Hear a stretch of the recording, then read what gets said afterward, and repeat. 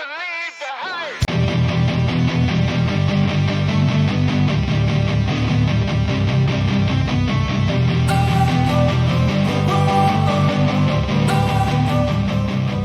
Don't wanna sleep in.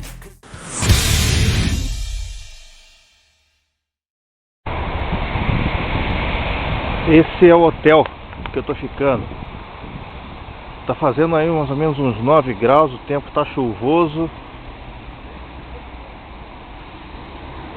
Hoje é o primeiro dia. Só tô testando as coisas aqui para ver se tá funcionando, mas tá muito frio aqui, um vento cortante, terrível. Domingo, mais ou menos aqui, olha, são umas 2:30 da tarde. Esse é o hotel em que eu fiquei hospedado. É um hotel relativamente bom.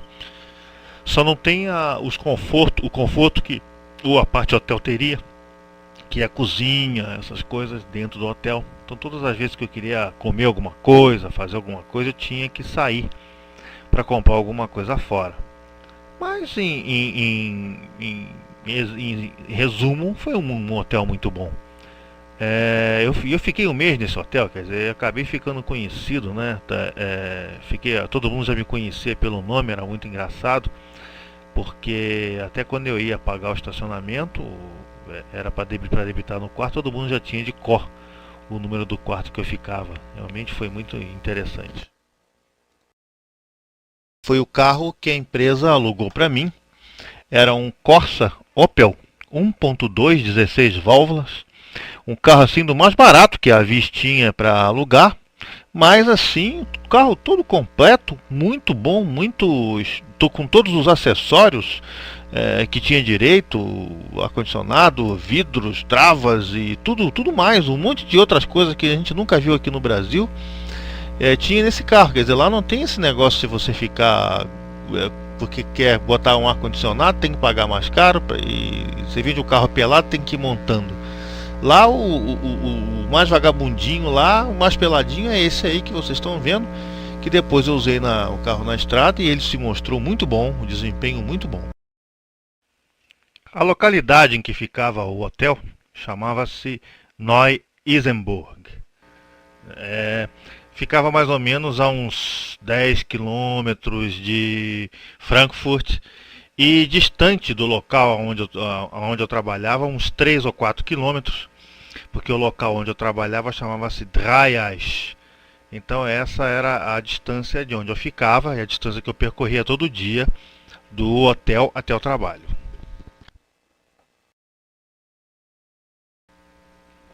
Bem, este foi meu primeiro contato gastronômico com a Alemanha. Foi num restaurante perto do hotel chamado Der Wilde Mann, o Homem Selvagem, na tradução literal para o alemão.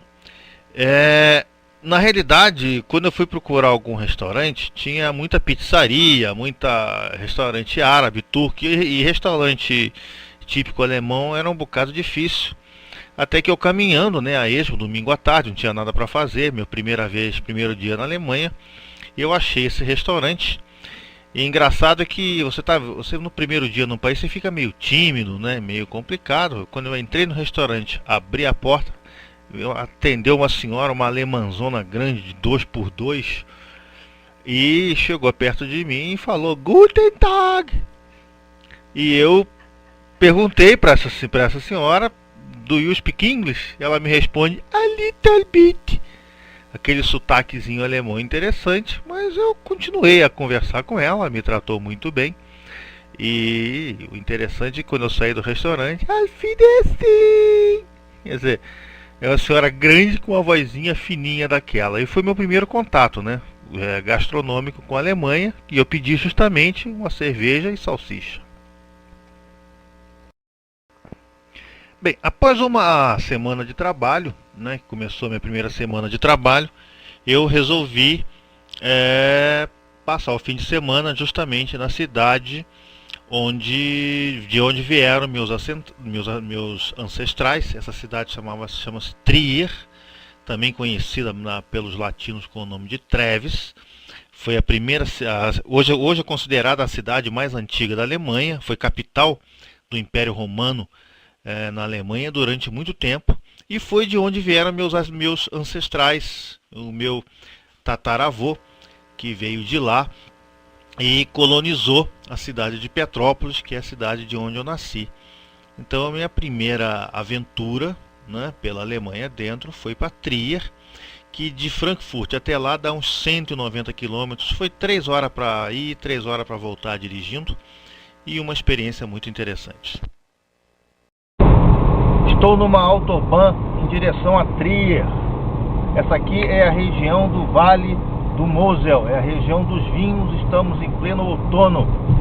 Estou com uma mão no volante e uma mão na máquina. Aqui é uma autobahn 62. Estou em direção a Trier. Segundo a placa aqui, Trier, faltam 50 quilômetros para chegar a Trier. Essa é uma autobahn 62. Essa aqui é a região dos vinhos. Trier fica quase na fronteira com Luxemburgo. Fica às margens do rio Mosel, né? Que todos nós já ouvimos falar da parte de vinho. E quem nasceu em Petrópolis, quem conhece Petrópolis, sabe que tem um bairro em Petrópolis com esse nome, Mosel ou Mosela, porque teve a corruptela da língua. Foram realmente pessoas que vieram de Trier e que realmente conseguiram de lá para Petrópolis e não perderam a sua identidade. Podemos ver também ao longo da estrada esses cataventos que para pegar a energia do vento. Isso é uma coisa muito interessante em que o nosso país deveria adotar esse tipo de solução para a energia elétrica, né, que fica só falando que falta energia elétrica. E a gente sabe que é pura falta de vergonha na cara, porque a gente pode ver aí tem diversos cataventos, quer dizer, diversas formas alternativas de se conseguir energia elétrica. Esta é uma foto do centro da cidade de Trier, que é uma cidade a mais antiga da Alemanha, conforme eu falei, e tem alguns monumentos muito interessantes. E um deles que eu visitei, talvez o mais importante, chama-se Porta Nigra. A Trier, no tempo romano, era uma cidade cercada, era uma cidade sitiada. Então ela tinha essa porta que os imperadores romanos usavam como porta de entrada e também como residência. E passou a ser um monumento bastante importante da cidade, inclusive com nome latino, chamava-se Porta Nigra.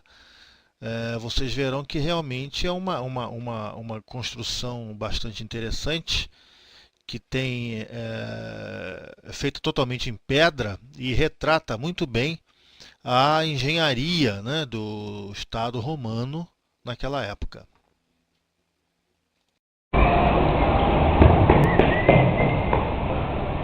Essa é a Porta Nigra. É um monumento onde morou os últimos imperadores do Império Romano aqui em Trier.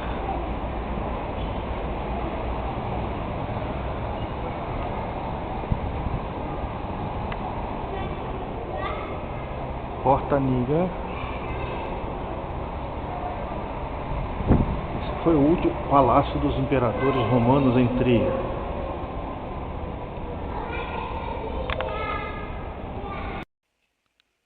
Esta é uma visão do centro da cidade de Trier, embaixo, que lembra muito a minha cidadezinha de Petrópolis. Engraçado isso, né? Tem umas características, aquele trenzinho ali, aquela coisa.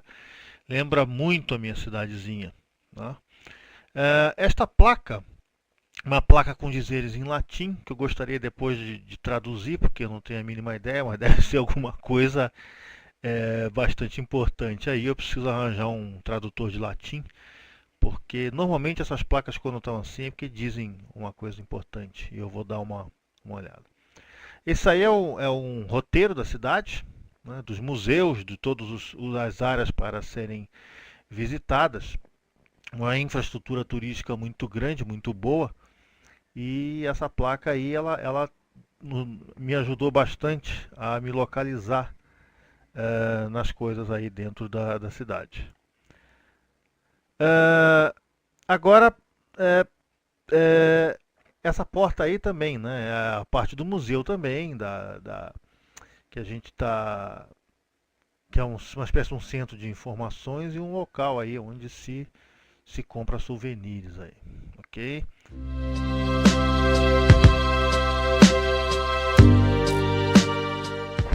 Este é o cemitério de Tria, que foi ponto de partida aí das minhas pesquisas genealógicas, né? Tentando aí encontrar, e normalmente quando se faz pesquisa genealógica, o primeiro lugar onde se vai é no cemitério. Um cemitério até, não querendo ser mórbido, mas um cemitério muito bonito.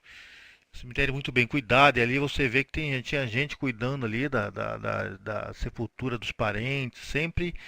Esse cemitério é sempre cuidado pelas pessoas que têm os parentes aí. Muito bonito o cemitério, muito bem organizado, muito bem limpo, mas infelizmente não consegui nenhum dado assim confiável a respeito da minha família. Dia seguinte, quando eu voltei de Tria, fui para Frankfurt, passei minha noite no hotel e resolvi, como era um domingo, eu tinha que trabalhar no dia seguinte, explorar com uma maior profundidade as redondezas. E encontrei, perto do aeroporto de Frankfurt, o Museu Zeppelin. Os famosos dirigíveis que na década de 30, né, fizeram bastante sucesso, inclusive que terminou com a tragédia do dirigível Hindenburg, que houve aquela tragédia toda naquela época, que foi nos Estados Unidos, né, a última viagem do dirigível, já sob o signo maldito da suástica. Né? Então esse lugar é onde foram construídos os dirigíveis Zeppelin, e aí foi então erguido um museu como lembrança desse fato. O Zeppelin naquela época, ele era um artigo de luxo, né? Só pagava quem tinha a viagem do Zeppelin, quem tinha muito dinheiro. Nós podemos aí comparar o Zeppelin ao Concorde de hoje, né? Só quem podia realmente viajar eram pessoas que tinham muito dinheiro. E esse aí é um exemplo da louça, né? Que era usada pelos passageiros do dirigível naquela época.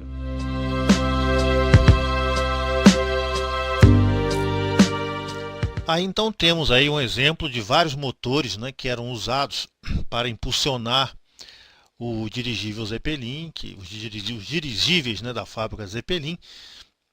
Você vê que são motores, né, construídos desde a década de 1910, da Primeira Guerra Mundial, até a época da Segunda Guerra Mundial, com aquela engenharia de motores alemã que a gente conhece muito bem, né? A engenharia dos Porsches, dos BMW, dos Mercedes-Benz, né? E nós podemos ver que são motores extremamente avançados para a época, graças ao gênio aí, né? O gênio de engenharia dos alemães, como a gente pode dizer, como Daimler, né?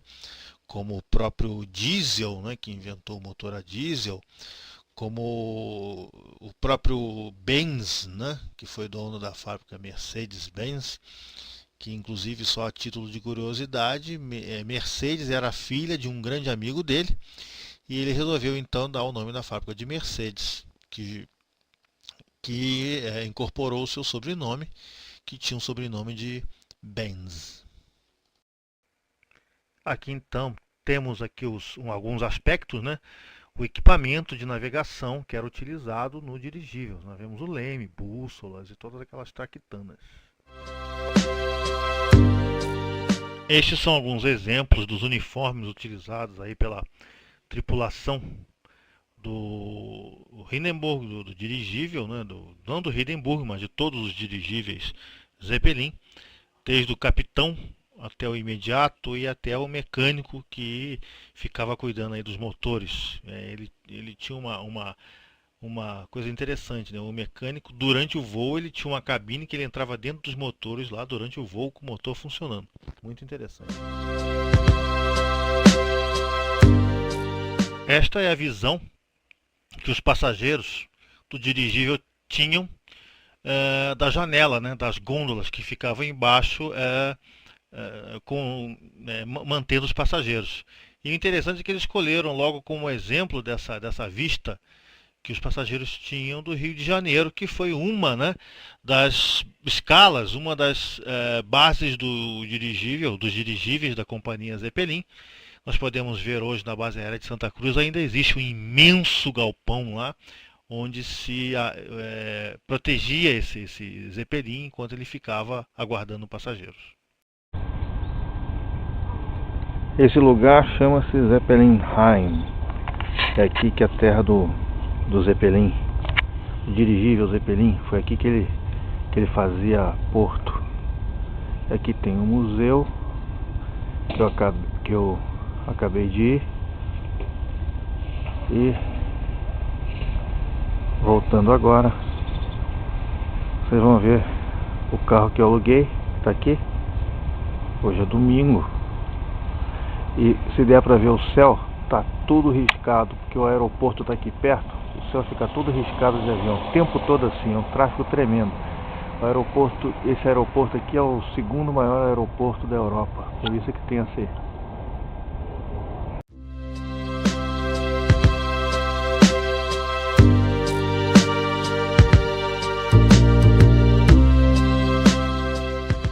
Bom, na parte da tarde desse domingo, continuando aí a minha peregrinação pelas redondezas de Neu-Isenburg, 4 quilômetros ao sul de Neu-Isenburg existe uma cidadezinha muito típica, muito bonitinha, chamada Langen, cidade de Langen. E, conforme vocês podem ver, é bastante típica, tem a sua igrejinha, tem lá suas ruínas, e eu visitei, né, uma espécie de um museu, porque todas as cidades alemãs, elas têm uma casa que eles chamam de Rathaus, que é uma casa onde tem todos os registros da cidade, registros de família, árvores genealógicas, e onde o conselho da cidade se reúne para tomar decisões importantes.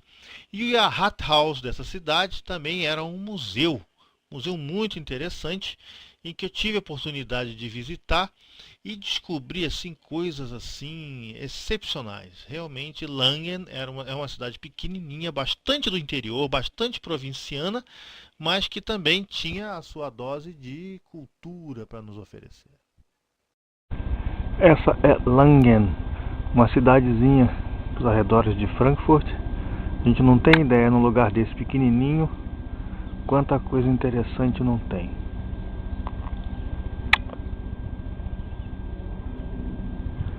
Tô dando aqui um 360. O sol vai ficar um pouquinho agora de cara com o sol, mas já sai rapidinho. Isso. Volto de novo para essa ruína, que é linda.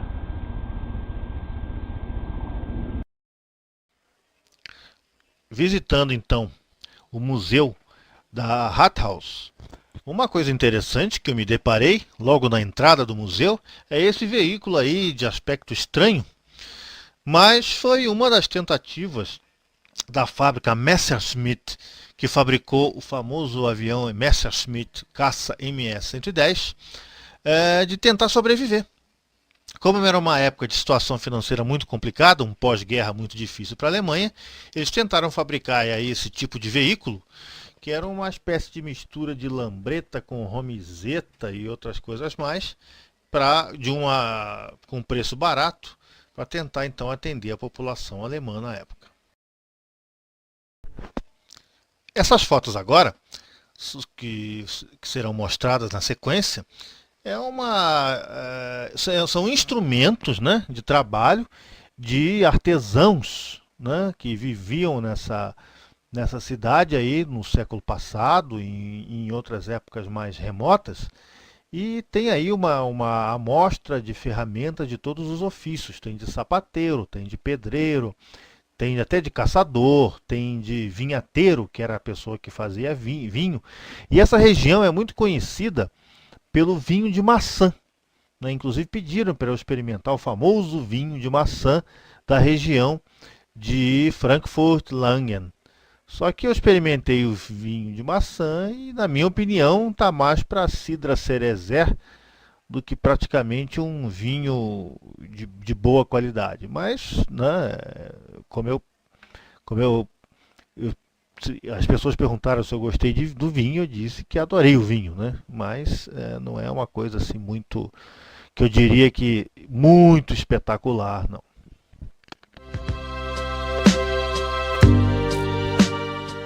Esta sequência de fotos agora ilustra escavações arqueológicas que foram realizadas nessa cidade.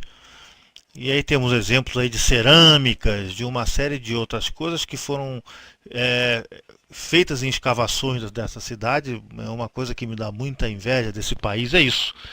Porque mesmo uma cidadezinha provinciana, com pessoas extremamente, entre aspas, caipira, né, eles conseguiram aí preservar tudo que essa cidade tinha.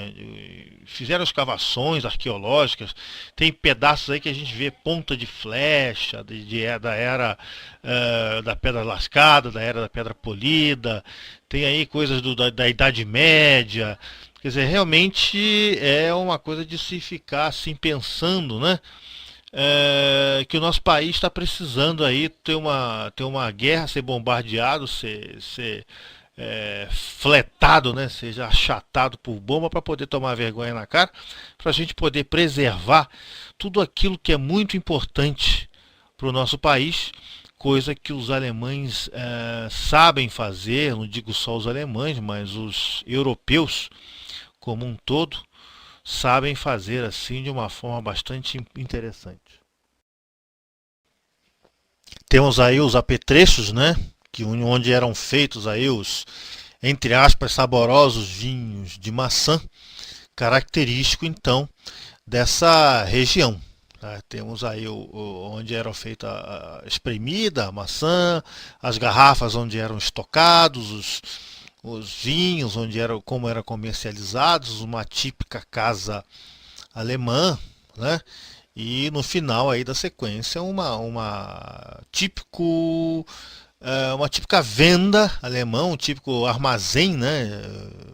Alemão. Na época no início da década de 50, 60, aí tem uma representação quase perfeita, né, do que era realmente esse tipo de casa comercial. Aí nós temos então a continuação, né, de algumas ferramentas de alguns artesãos. Na época, isso descoberto também em escavações, vemos aí ferraduras, martelos, equipamentos para moldar aí metal, né, dos ferreiros aí na época.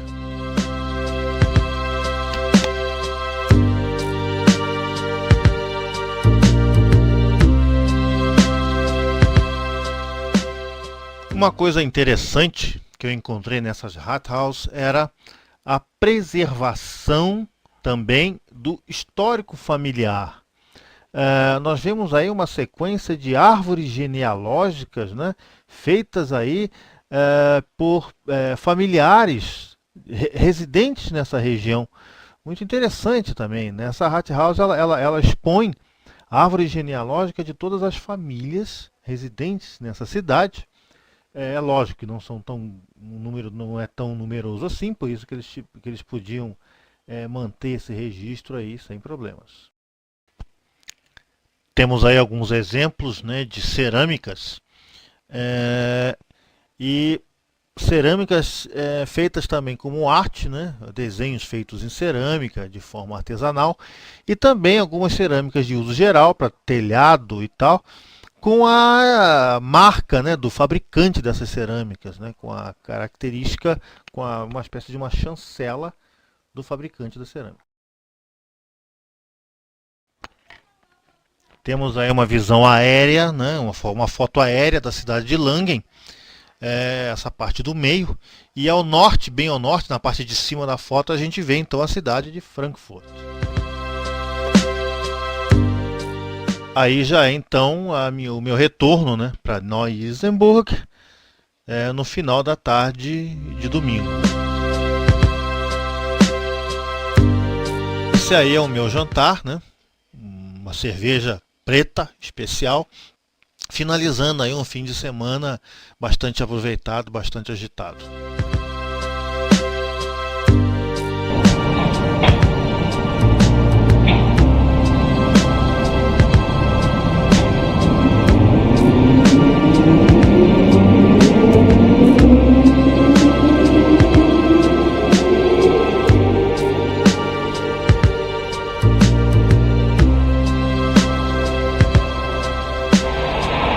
Eu estou em Frankfurt. Esse é o rio Meno, o rio que dá nome à cidade. A cidade chama-se Frankfurt am Main, que quer dizer Frankfurt do Meno. Esse é o rio Meno. Eu estou caminhando para o Museu Judaico. Está um dia chuvoso, um dia com bastante chuva. Mais uma visão da cidade de Frankfurt. Esse aqui é o rio Meno. As pessoas tendo uma tarde de domingo do lado do rio. Parece até o nosso Tietê.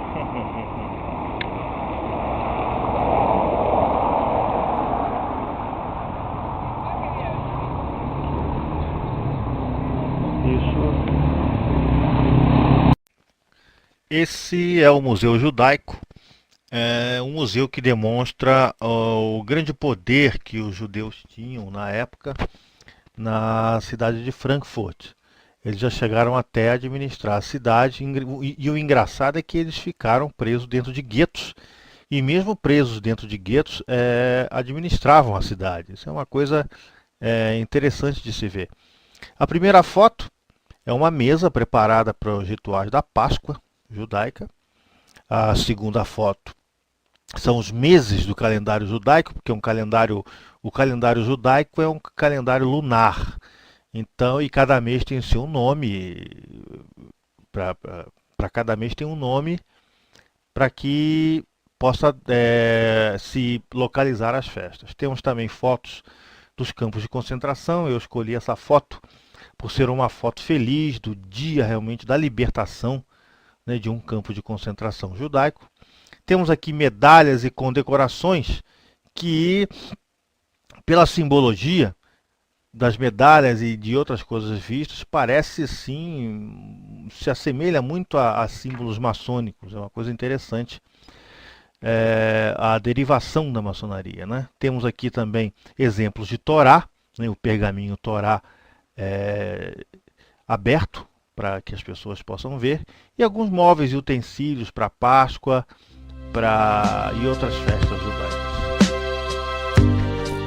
Bom, saindo do museu, né, eu voltei, subi uma rua de Frankfurt, né, que é chama-se Unter-Main-Kau, essa avenida, que é em volta aí do rio Meno, que é o típico rio europeu, né, tipo rio Sena, tipo rio Tames, é do mesmo esquema que tem lá os barcos para você viajar, para você dar uma volta no rio lá, aquela famosa viagem de barco para os turistas, né?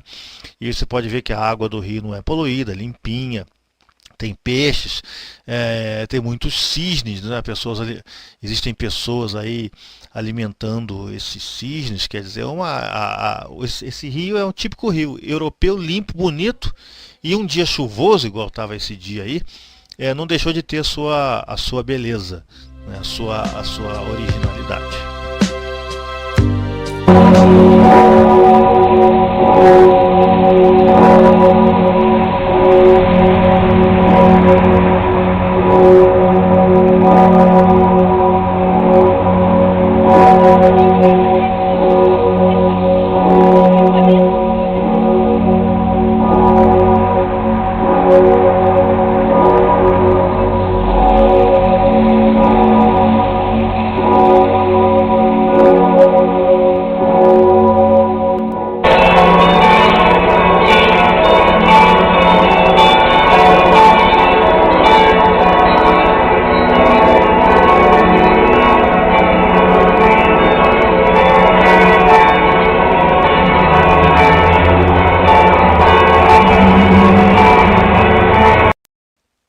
Hora do almoço.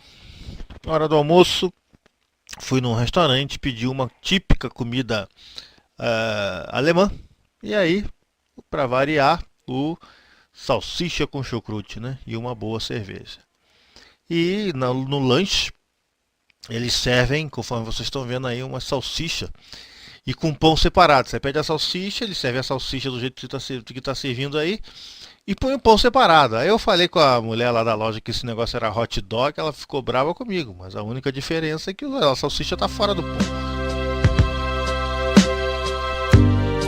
A Alemanha, um país de tradição cristã, país de onde surgiu aí Martinho Lutero e outros figuras importantes na área da religião. Tem bastante igrejas, né? Igrejas lindas. Essa é a Catedral de São Teodoro, que fica do outro lado do rio.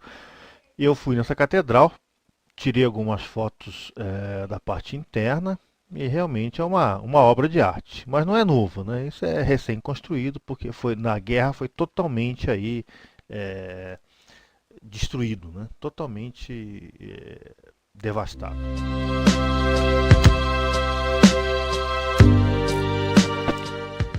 A minha passagem mais importante foi no Museu Histórico de Frankfurt, Museu Histórico e Arqueológico de Frankfurt. Ele, na realidade, são escavações feitas nessa cidade, no período aí, desde a época dos romanos. Nós podemos ver aí alguns elmos, alguns uniformes romanos oriundos de escavações, alguma coisa da arte também da Idade Média, né? Alguns capacetes, moedas de todos os reinados da Alemanha. Um museu extremamente interessante porque mostra, né, em detalhes a história e com realmente detalhes. Nós vimos aí restos de espada, cotas de malha de guerreiro, todas elas resultados de escavações realizadas aí em Frankfurt. Tem também uma parte do museu que fala de toda a imigração que foi feita na Alemanha, que não é constituída só de loiros e olhos verdes, como nós pensamos, mas a Alemanha é um país bastante miscigenado hoje em dia, devido à abertura, né, da imigração durante a Segunda Guerra Mundial. Algumas relíquias do tempo do nazismo, alguns cartões de trabalhadores, capacetes, e essa parte derretida da imagem aí é resultante do calor das bombas americanas em Frankfurt, que derretia tudo, derretia vidro, derretia metal. Era a primeira vez que estavam usando napalm na época dessas bombas aí. E alguns outros aspectos interessantes do museu. Nessas maquetes aí nós podemos ver a diferença de alguns aspectos da cidade de Frankfurt antes e depois da Segunda Guerra Mundial. Essa primeira foto é Frankfurt antes da Segunda Guerra Mundial e essa segunda foto é Frankfurt depois do bombardeio da Segunda Guerra Mundial. Vocês veem que não sobrou praticamente nada, só sobrou algumas paredes. E graças aí ao Plano Marshall, né, a injeção do dinheiro americano, se conseguiu reconstruir a cidade. Uma coisa importante é que durante a reconstrução da cidade, notou-se que alguns escombros não batiam com a data dos escombros da época, 1945, 46, e descobriu-se que alguns escombros que estavam embaixo de Frankfurt eram restos de uma antiga cidade da época de Carlos Magno, da dinastia carolíngia. Então essas ruínas foram preservadas. O que se fez? Construiu-se um museu em cima dessas ruínas, que passaram a ser aí o subsolo desse museu. Então nós estamos vendo aí alguns aspectos dessas ruínas, desse castelo da época da dinastia de Carlos Magno.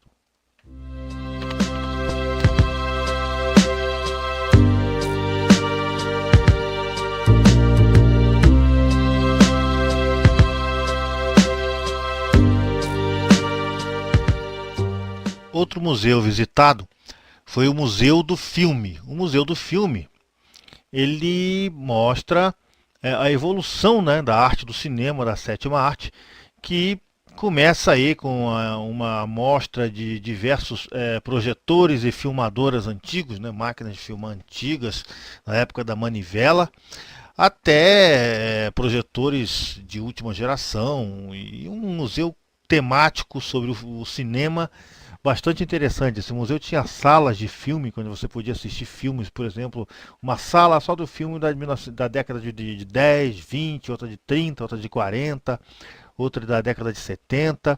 Um museu extremamente grande, muito material, extremamente completo, vamos dizer assim, né, que fala realmente de todos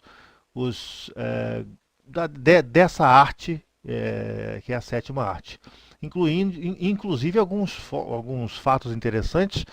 Vocês podem ver aí nessa foto que fala de efeitos especiais, como era feita, né, a maquiagem da cabeça do Frankenstein, né, que na época era feito por Boris Karloff. E também alguns efeitos especiais aí na Medusa do filme do Velo de Ouro, Jazão e o Velo de Ouro, que é um filme também muito conhecido. E o robô, né, o robô que todo mundo conhece, que é o robô do filme Metrópolis, de Fritz Lang. Não sei se vocês já viram esse filme, é um filme bastante antigo, de ficção científica, mas é um clássico que eu recomendo que todos vejam, filme Metrópolis, Fritz Lang. Outro ponto importante da minha visita foi a visita ao Museu da Telecomunicação em Frankfurt. É um museu também bem completo, ele traz diversas peças de reposição, que ele começa desde o início mesmo da telecomunicação, lá dos primórdios, onde os sinais de comunicação eram feitos de forma visual. Na realidade, ele fala até desde o primeiro sinal de fumaça, né, que foi a primeira forma assim, de comunicação à distância feita pelo ser humano, desde os primórdios da televisão, o rádio. Então é um museu que demonstra bastante equipamento, bastante relíquia de rádios antigos, TVs antigas, como era feito na época, em todas as épocas, a parte de telecomunicação, focando, é lógico, a Alemanha e seus fabricantes.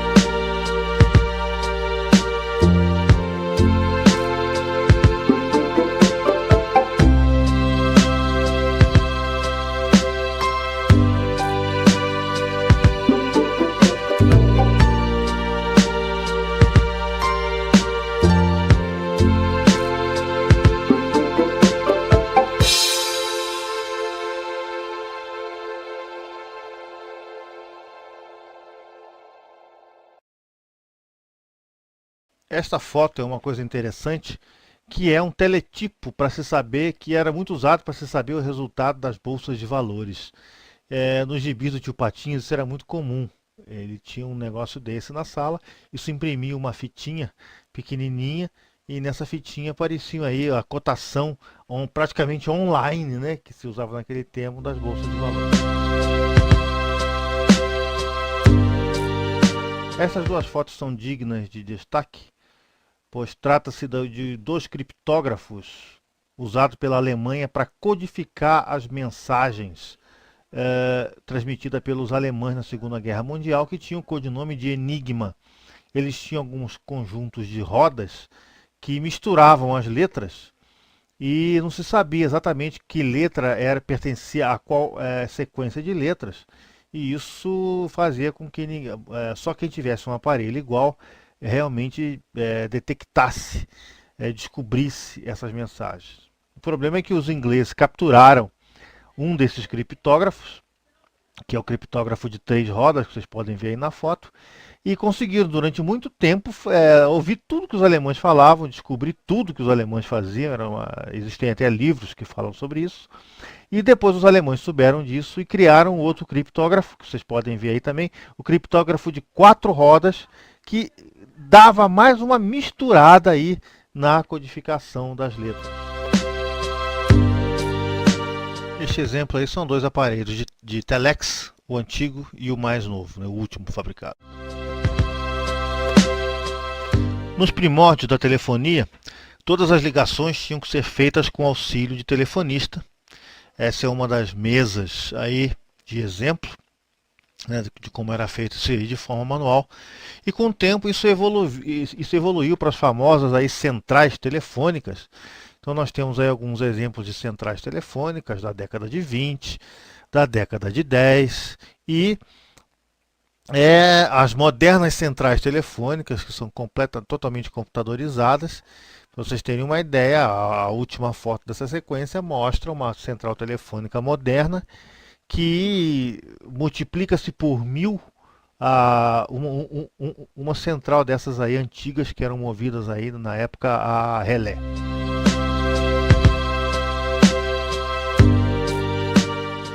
Esta é uma parte interessante também.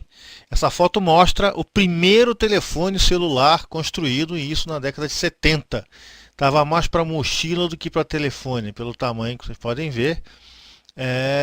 O negócio era complicado. Tá, isso aí é a evolução do telefone celular. Ele foi diminuindo de tamanho, diminuindo bastante, até evoluir para a forma atual, né? E a tendência ainda é diminuir, ficar menor ainda os telefones celulares.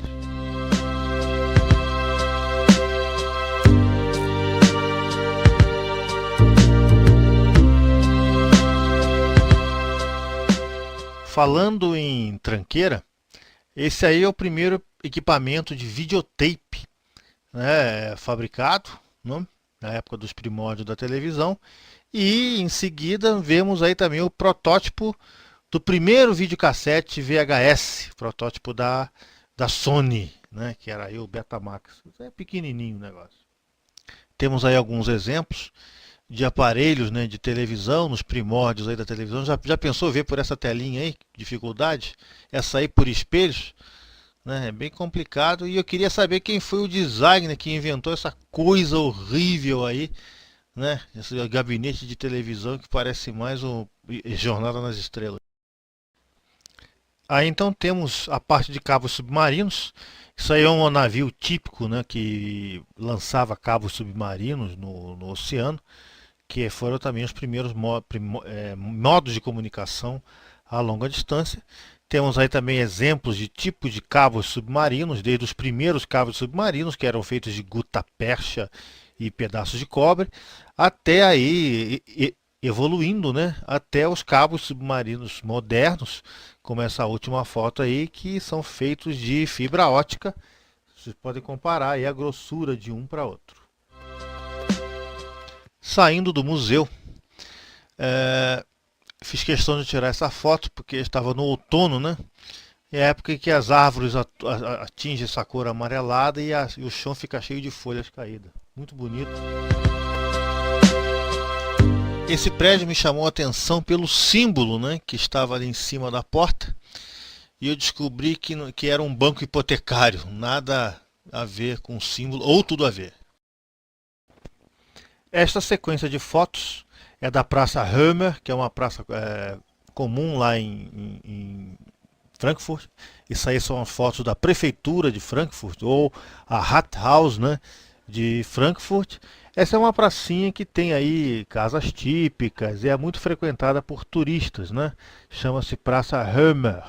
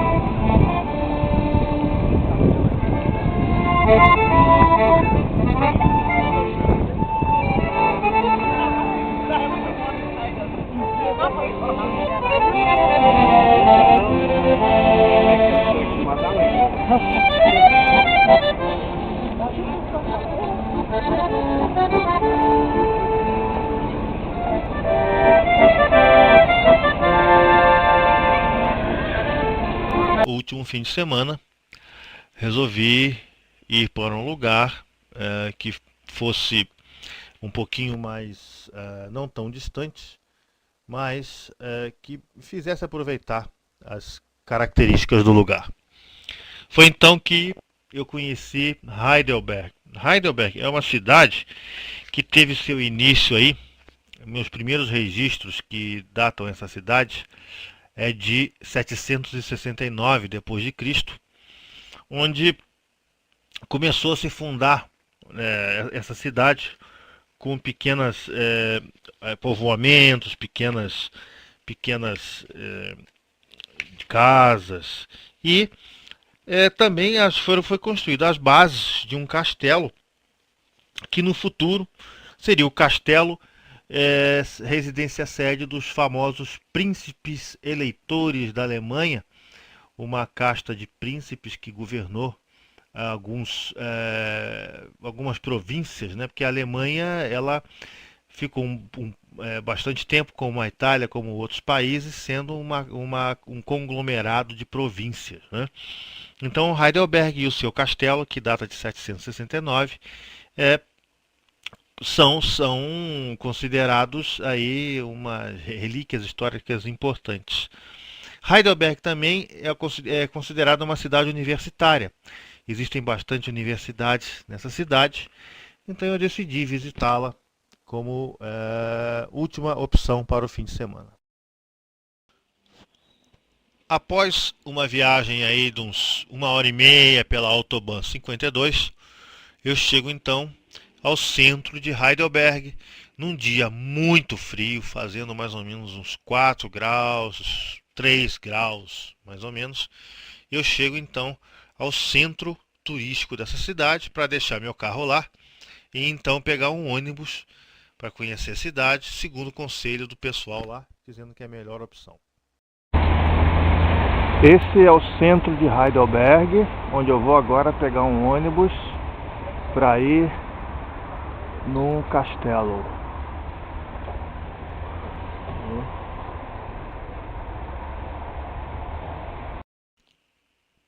Esse castelo, conhecido também como Schloss Castle, foi onde viveu, onde moraram os príncipes eleitores, né? Foi residência do governo palatino eleitoral.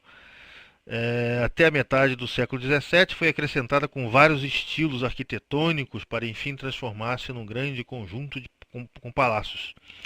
Palácios aí renascentistas e jardins que acabou por virar uma cidadela. Em 1693, aí, durante a Guerra da Sucessão dos Orleans, foi tudo estragado, dilapidado, destruído e em seguida foi parcialmente reconstruído.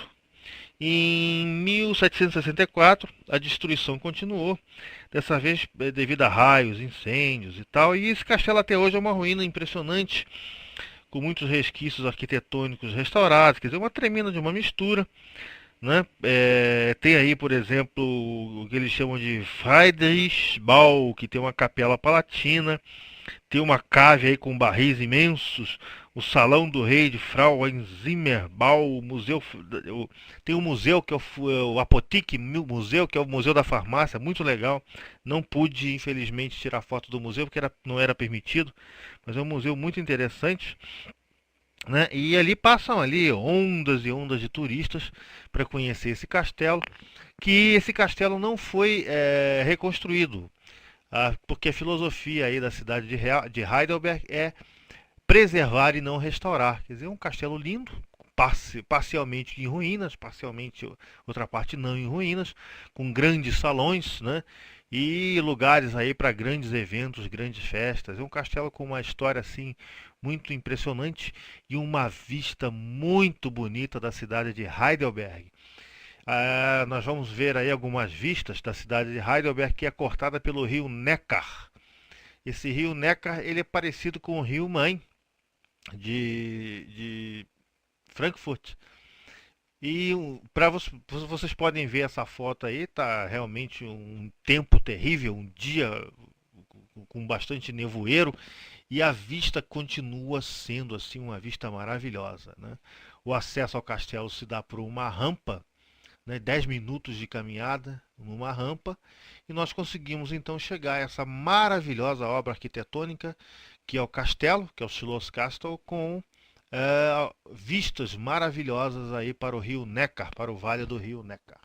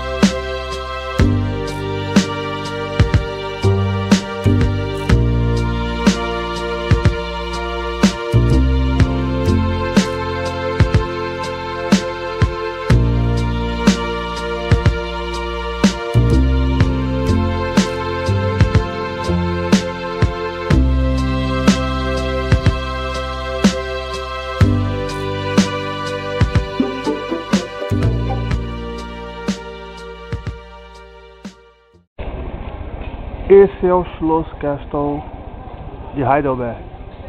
Tá chovendo.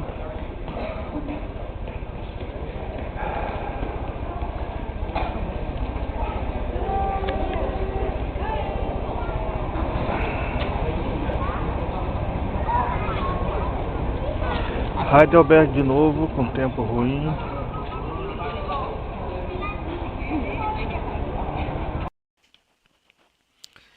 Bom, esse castelo teve uma história bastante conturbada, né, conforme já foi dito. Foi até destruído na Guerra dos 30 Anos, foi bombardeado pelos aliados, reconstruído de novo. Algumas partes desse castelo simplesmente ruíram, mas ele ainda mantém aí a sua beleza, a sua majestade, né? Tem aí, podemos ter aí estátuas de todos os príncipes que passaram por esse castelo. Tem um frontispício ali que tem todas as estátuas desses príncipes desse castelo. Essa placa eu tirei foto dela porque tem algumas inscrições em hebraico. Engraçado, né? Um país alemão, ariano e tal, com placas com inscrições em hebraico. E eu tirei a foto justamente disso porque achei interessante, né? E contratei também. Esse castelo é muito grande. Eu tive que contratar um guia para me levar lá para dentro do castelo. Chamava-se Helmut, esse guia. uma pessoa muito simpática. E inclusive quando terminou lá o périplo lá do passeio, ele falou comigo, tem duas perguntas que sempre me fazem e você não me fez. Falei, que pergunta? Bom, a primeira pergunta, eles me perguntam se esse castelo tem fantasma. E eu digo, não, de forma nenhuma esse castelo tem fantasma. E a segunda pergunta que sempre me fazem é quanto tempo eu trabalho nesse castelo. Aí eu respondo, uns 600 anos, mais ou menos.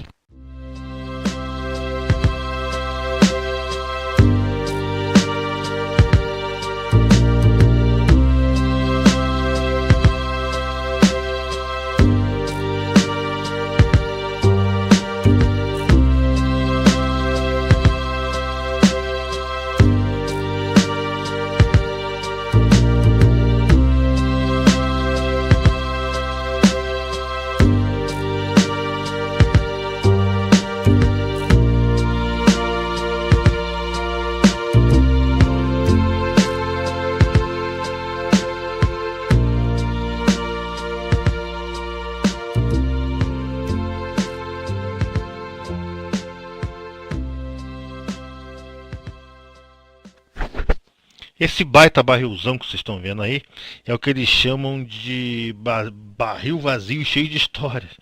Porque o príncipe eleitor Johann Casimir mandou construir esse grande barril aí por volta de 1590 para 132 grandes tonéis de vinho. Isso dá mais ou menos uns 132 mil litros. Quer dizer, hoje ainda a gente pode ver esse barril aí que Carl Theodor mandou construir. Isso foi mais ou menos em 1751, 52. Ele gastou aí uns 130 troncos de carvalho para enchê-lo com aproximadamente aí uns 222 mil litros. É um barril imenso. Essa foto inclusive foi tirada de cima do barril. Pra vocês terem uma ideia do tamanho do bicho. Entendeu? Que hoje não guarda mais nada, mas que antigamente guardava aí um bom vinho, né? E aqui então se inicia nosso caminho por dentro aí das catacumbas aí do castelo, né?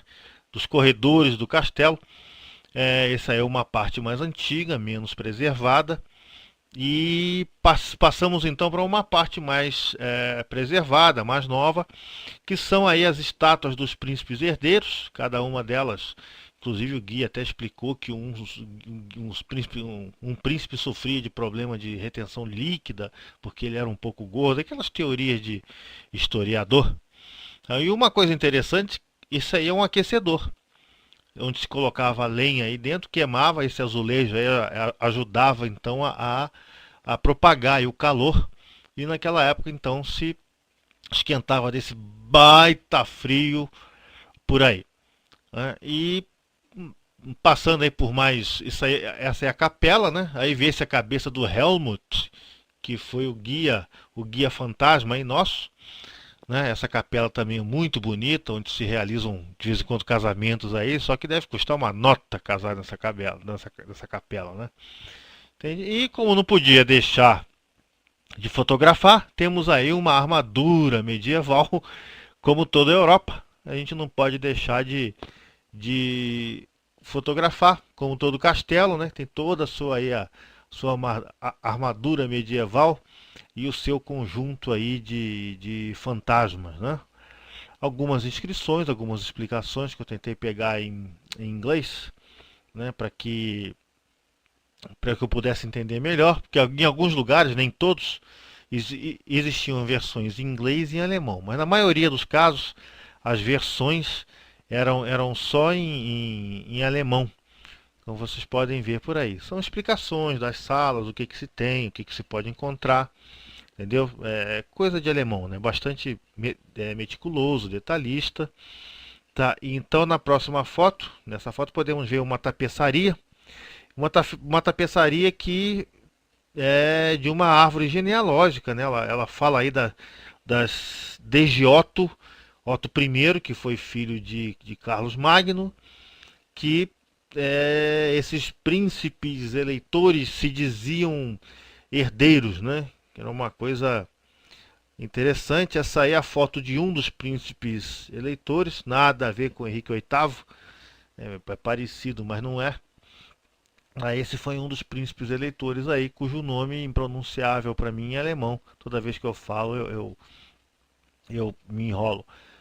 E aí, a estátua também, né, de um outro príncipe eleitor, tá, de um dos principais príncipes eleitores desse castelo.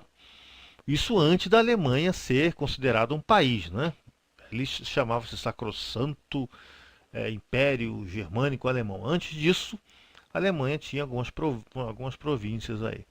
Eu do lado aí do meu amigo aí, né, fiz bastante amizade com esse camarada aí. É gente boa ele, você fala com ele tudo, ele concorda com tudo. Ele não desmente você. É um cara maravilhoso. É um amigo que todo mundo gostaria de ter. Né? Então passando aqui para outra foto, temos aí a maquete, né? A maquete do castelo. Numa época... Essa é a maquete vista aí hoje, né? Tá aí, temos também aí maquetes de várias fases desse castelo, né? A próxima maquete é uma maquete, tentaram fazer uma figura aí, uma coisa noturna do castelo, né? Vocês podem ver por aí que esse castelo é uma mistura de estilos assim brutal, né? Você tem estilo aí renascentista, tem estilo da Idade Média, tem o diabo aí, tem o que se quer de estilo nesse castelo. Aí já tem uma visão mais moderna, né, dele já meio que em ruínas, né? Esse então é o Schlosskastel de Heidelberg.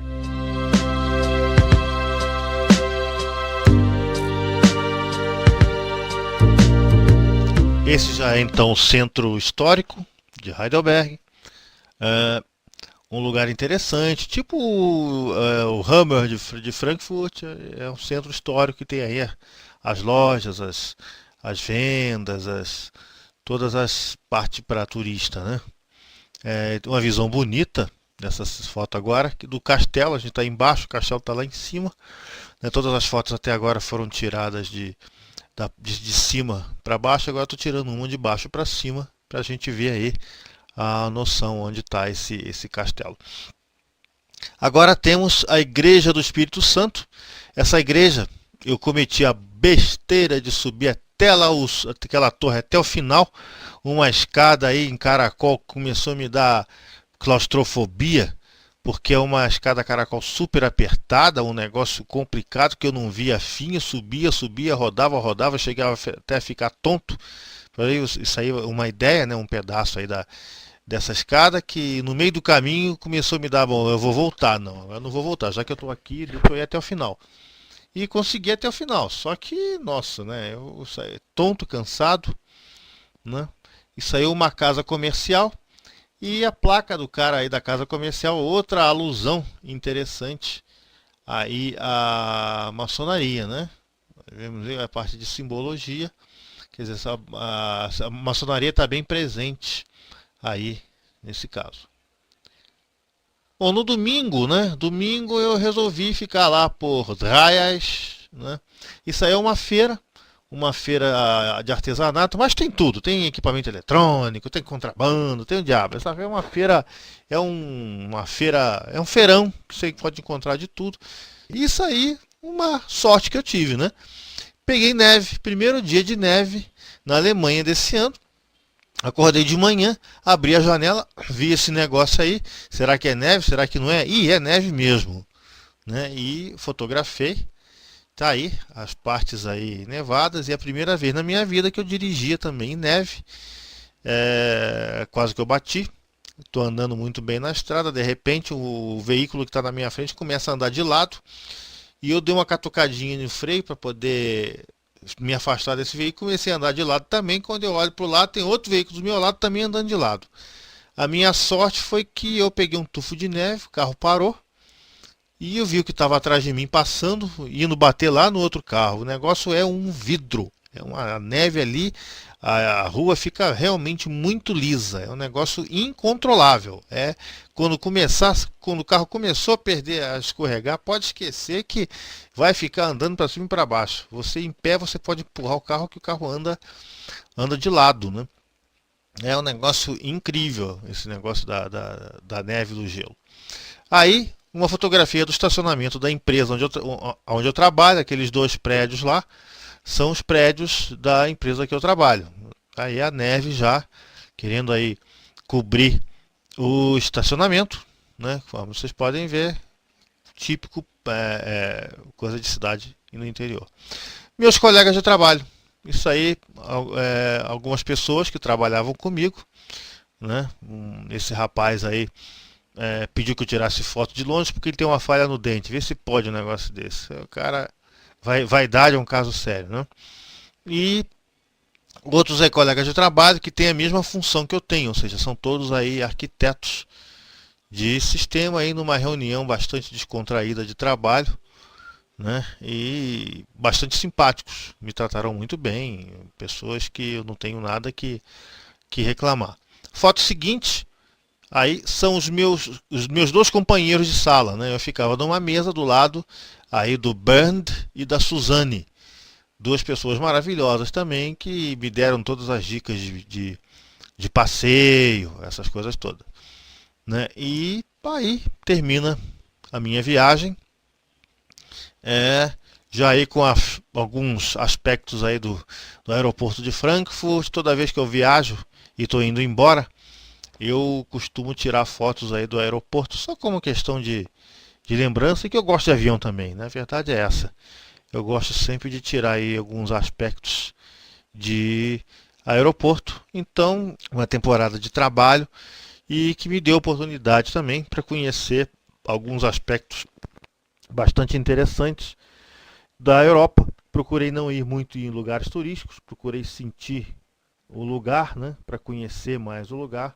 E quando você trabalha, viagem a trabalho, a oportunidade de você conhecer o lugar, o país que você está, é muito maior. A tentativa de se colocar essa experiência de viagem em 2 DVDs e falar em off é uma tentativa experimental. Então eu peço aí a todas as pessoas que estão vendo esse CD que desculpem aí os erros de português, que desculpem as gaguejadas, mas a minha intenção foi fazer com que esse CD fosse bastante espontâneo, sem nada muito... Eu não li nada para falar, não fiz nada, simplesmente foi uma coisa espontânea, em que eu falei aí do fundo do meu coração para tentar explicar a experiência para vocês. É lógico que eu fui a muitos outros lugares, fiz muito mais coisas, eu só destaquei aí alguns pontos principais, porque senão ia ficar um negócio muito monótono, muito maçante, e eu tentei fazer algo bastante simples, bastante tranquilo.